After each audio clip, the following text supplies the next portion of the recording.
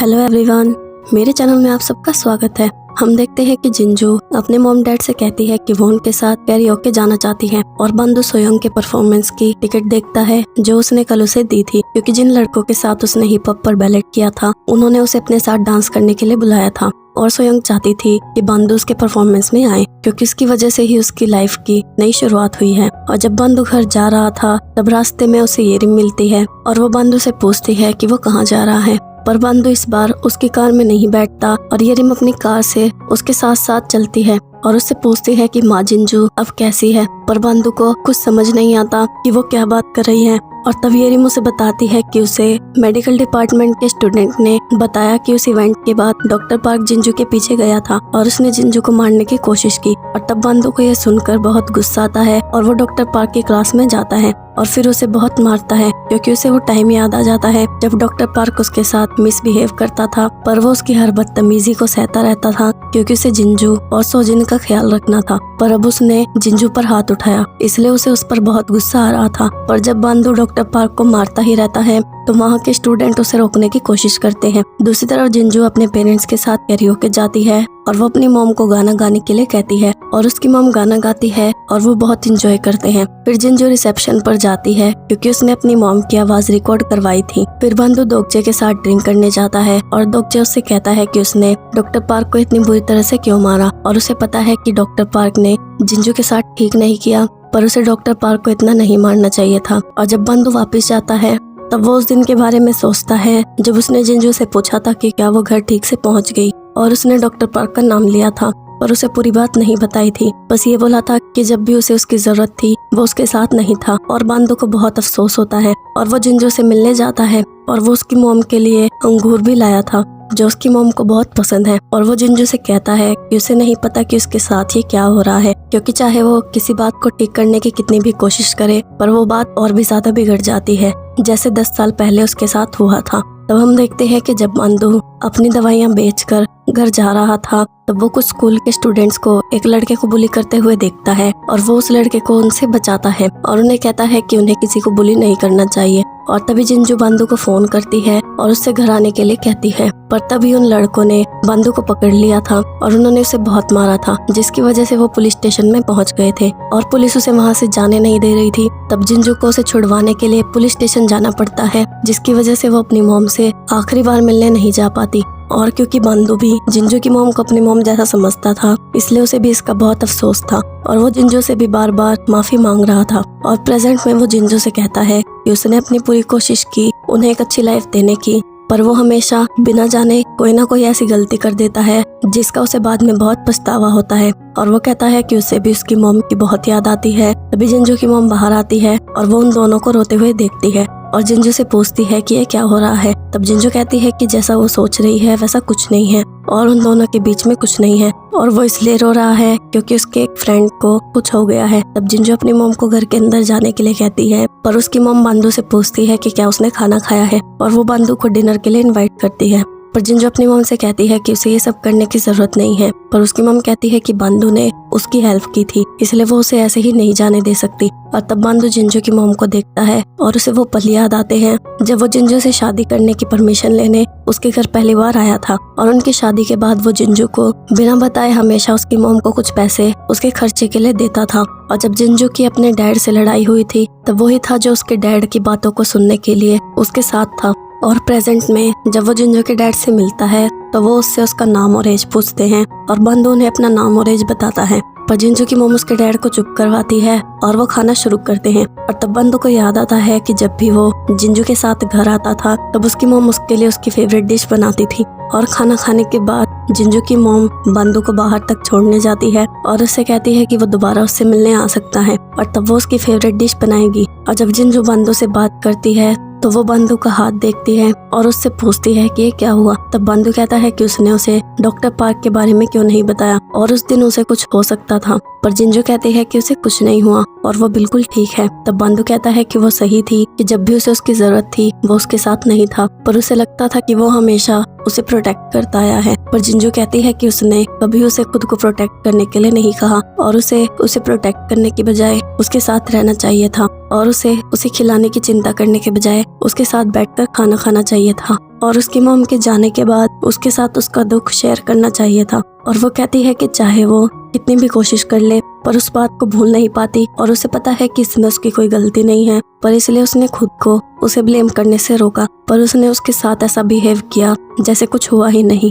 और उसके दुख को कभी समझने की कोशिश नहीं की। जिंजो कहती है कि ये सब तभी शुरू हुआ जब वो दोनों एक दूसरे से दूर होने लगे, क्योंकि उस वक्त उसे उसके साथ रहकर उसे गले लगाकर उसके साथ उसका दुख बांटना चाहिए था। पर अब इन सब बातों का कोई मतलब नहीं है और जिंजो वहाँ से जाने लगती है। तभी बंदू कहता है कि क्योंकि वो उसके और उसकी मॉम के लिए सॉरी फील करता था इसलिए वो कुछ नहीं कर पाया और क्योंकि वो उसे और रुलाना नहीं चाहता था इसलिए वो उसके साथ बैठकर नहीं रोया क्योंकि वो उसे हंसाना चाहता था। तब जिंजो कहती है कि ये बात उसने उसे पहले क्यों नहीं बताई। फिर जिंजो घर चली जाती है। अगले दिन जेवू और बोराम कॉलेज में चीयर लीडिंग की प्रैक्टिस करते हैं, पर जेवू अभी भी बेसिक मूव्स भी नहीं सीख पा रहा था। तभी उनका सीनियर उनकी क्लास में आता है और उन्हें बताता है कि नेशनल चीयर लीडिंग कंपटीशन जल्दी ही शुरू होने वाला है और उसे उनकी क्लास से बहुत उम्मीद है कि वो ये कंपटीशन जीत लेंगे। और क्योंकि सेंटर में बोराम ही होती है इसलिए उसके साथ उसे एक पार्टनर चुनना था जो वो जेवू को बनाना चाहती थी। पर उसकी क्लास की लड़कियां उससे कहती है कि जेवू को भी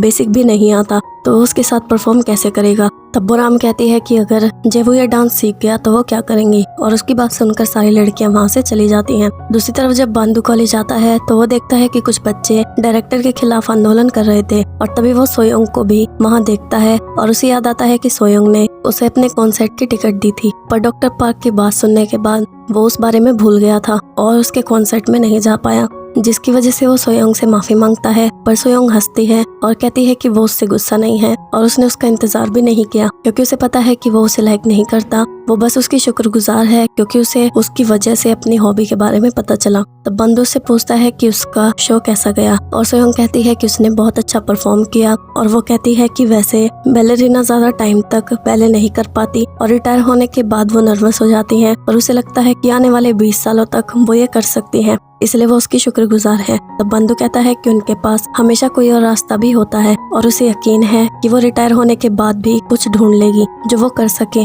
और सोयोंग बंदू से कहती है कि उसे पता है कि वो जिंजो को लाइक करता है क्योंकि जब भी वो उसे देखता है तो उसकी आंखों में उसके लिए प्यार होता है और उसे नहीं पता कि वो एक्सेप्ट क्यों नहीं करना चाहता। दूसरी तरफ जब जिंजो कॉलेज आती है तो वो भी उन बच्चों को देखती है जिन्होंने डायरेक्टर के खिलाफ आंदोलन किया था और वो वहाँ नामगिल को भी देखती है और तभी उसके डैड यानी डायरेक्टर की कार वहाँ आती है और वो सब बच्चे उसकी कार को घेर लेते हैं और इस पर अंडे फेंकते हैं। और तब जिंजो को नामगिल की चिंता होती है और वो नामगिल को इशारा करती है कि वो वहाँ से चला जाए, पर नामगिल जिंजो के पास जाता है और उससे कहता है कि वो उसके साथ लंच करना चाहता है और वो दोनों लंच करने के लिए जाते हैं। और वहाँ भी जिंजो के डैड के रिजाइन को लेकर पोस्टर देखती है और नामगिल से कहती है कि वो अपनी फीलिंग्स को अच्छी तरह एक्सप्रेस नहीं कर पाता और उसे ये दिखाना चाहिए कि वो हर्ट है या सैड है या एंग्री है, जिससे उसके साथ रहने वाले लोग उसकी चिंता कर सके और उसे हमेशा अपने इमोशंस छुपाने नहीं चाहिए। तब नामगिल कहता है कि अगर वो अपने इमोशंस उसे दिखाएगा तो क्या वो उसकी चिंता करेगी और वो कहता है कि उसकी जिंदगी में ऐसा कोई नहीं जिसे उसकी चिंता हो, इसलिए वो ठीक है। दूसरी तरफ गोदुकजे और जेवू बंदू के पास आते हैं और गोदुकजे अपने एक सीनियर से छुप रहा था क्योंकि उसने कल रात को एक कैन को लात मारी थी और वो कैन उसके सीनियर के सिर पर लगा था और गोदुकजे वहाँ से भाग गया था, जिसकी वजह से उसका सीनियर कल से ही उसे मारने के लिए ढूंढ रहा है। और तभी बंदू वहाँ जिंजो और नामगिल को साथ देखता है और वो सीनियर भी गोदुकजे को ढूंढ लेता है और जेवू और बंदू उसे छोड़कर चले जाते हैं। पर गोदुकजे बंदू से कहता है कि वो उसे बचा ले। तब बंदू कहता है कि वो उससे बोले कि उसे ड्राफ्ट नोटिस मिल गया है जो मिलिट्री से आता है। और जब उसके सीनियर दोगजे के पास आते हैं तो दोगजे उनसे माफी मांगता है और कहता है कि उस वक्त वो कुछ सोच रहा था और उसे बताता है कि वो अपने ड्राफ्ट नोटिस के बारे में सोच रहा था, जिसे सुनकर उसके सीनियर्स उसे ड्रिंक के लिए ले जाते हैं और वो उससे बहुत अच्छी तरह से बात करते हैं और उसके साथ ड्रिंक करते हैं। और जब गोदुकजे वॉशरूम जाता है तब उसकी मोम उसे फोन करती है और उसे बताती है कि उसका ड्राफ्ट नोटिस आ गया है और उसे अब सच में मिलिट्री में जाना होगा। और ये सुनकर गोदुकजे बहुत उदास हो जाता है और वो बहुत रोता है। फिर हम देखते हैं कि नामगिल की स्टेप मॉम उससे मिलने कॉलेज में आती है और वो नामगिल से कहती है कि जैसे ही उसे पता चला कि कॉलेज में क्या हो रहा है वो कॉलेज में आ गई। तब नामगिल कहता है कि वो ऑफिस में जाकर उसके डैड से मिल सकती है, पर उसकी स्टेप मॉम कहती है कि वो यहाँ उसके डैड से नहीं बल्कि उससे मिलने आई है, क्योंकि उसे उसकी चिंता हो रही थी। और फिर जिंजू लाइब्रेरी जाती है एक बुक लेने, पर उसे वो बुक वहाँ नहीं मिलती। तभी बंधु उसी बुक को रखने वहाँ आता है और वो बुक टाइम ट्रेवल की थी। तब बंधु कहता है कि उसे इस बुक को पढ़ने से कोई फायदा नहीं है, क्योंकि उसने ये बुक पढ़ ली है और उसे कुछ नहीं मिला। और जब जिंजू बाहर जाती है तब वो देखती है कि एक कपल वहाँ किस कर रहे थे और वो बंधु को लेकर अंदर ही छुप जाती है और वो दोनों एक दूसरे के बहुत करीब आ जाते हैं। पर जिंजू पलट जाती है तब बंधु उसके हाथ को देखता है और वो देखता है कि जिंजू की रिंग का निशान अभी तक उसकी उंगली में है। और जब वो वहाँ से जाती है तब बंधु उससे पूछता है कि उसकी उंगली में जो रिंग का निशान है वो कब से है, और जिंजू से बताती है कि जब से वो यहाँ आई है तब से। तब बंधु को समझ में आ जाता है कि वो यहाँ उनकी रिंग को फेंकने के बाद आए हैं, और तब वो ज्वेलरी शॉप पर जाता है वैसे ही रिंग खरीदने, पर वो उसे वहाँ नहीं मिलती। फिर वो हर ज्वेलरी शॉप पर जाता है पर उसे वो रिंग कहीं नहीं मिलती और अब बस एक लास्ट शॉप ही बची थी। और जब बंधु उसके अंदर जाता है तब उसे वहाँ वो रिंग मिल जाती है और वो उसे खरीद कर सीधा जिंजू के घर जाता है। पर वो वहाँ जिंजू को उसकी मॉम के साथ देखता है और उसे लगता है कि जिंजू अपनी मॉम के साथ रहने से बहुत खुश है और वो उससे फिर से ये खुशी नहीं छीनना चाहता, इसलिए वो उसके पास नहीं जाता। और जिंजू अपनी मॉम को नामगिल और उसकी स्टेप मॉम के बारे में सब कुछ बता देती है। तब उसकी मॉम कहती है कि शायद वो अपनी मॉम डैड के डिवोर्स से टूट चुका है और अपनी मॉम की वजह से वो अपनी स्टेप मॉम की फीलिंग्स को भी नहीं देख पा रहा।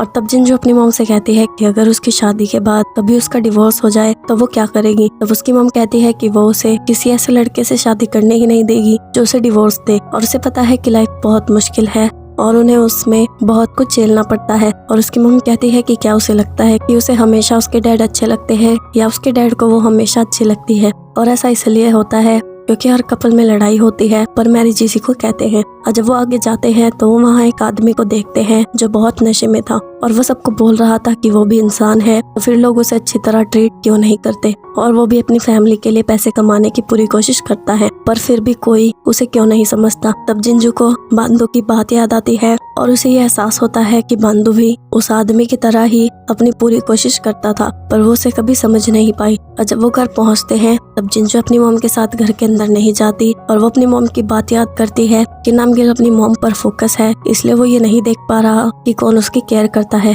जैसे जिंजू भी अपनी मॉम पर फोकस थी और ये नहीं देख पा रही थी कि बंधु उसकी कितनी केयर करता है। और वो बंधु को फोन करती है और उससे कहती है कि वो रो रही है और क्या अब भी वो उसके पास नहीं आएगा। और तब बंधु जिंजू से मिलने जाता है। दूसरी तरफ जब नामगिल घर जा रहा था तब वो उस वक्त के बारे में सोच रहा था जब बंधु उसके पास आया था और उसने जिंजू को बचाने के लिए उसका शुक्रिया किया था। और तभी वो रोड के साइड पर जिंजू को देखता है और अपनी कार को रोककर रोड की दूसरी साइड पर खड़ा हो जाता है। पर तभी जिंजू के पास खड़े बच्चे की बॉल रोड पर चली जाती है और वो बच्चा उस बॉल को पकड़ने रोड पर जाता है और वहाँ एक कार आ रही थी और जिंजू उस बच्चे को बचाने के लिए रोड पर चली जाती है। पर तभी बंधु वहाँ आता है और वो जिंजू को धक्का देता है और बंधु का एक्सीडेंट हो जाता है और उसके हाथ से वो रिंग का बॉक्स भी दूर गिर जाता है। और तब जिंजू भागकर बंधु के पास जाती है और उसे उठाने की पूरी कोशिश करती है, पर बंधु बेहोश हो जाता है। आगे क्या होता है ये जानने के लिए मेरे चैनल को सब्सक्राइब और बेल नोटिफिकेशन को ऑन कर लो ताकि नई वीडियो की नोटिफिकेशन आपको मिल जाए। और वीडियो अच्छी लगी हो तो वीडियो को लाइक जरूर करना। अन्यंग एवरीवन।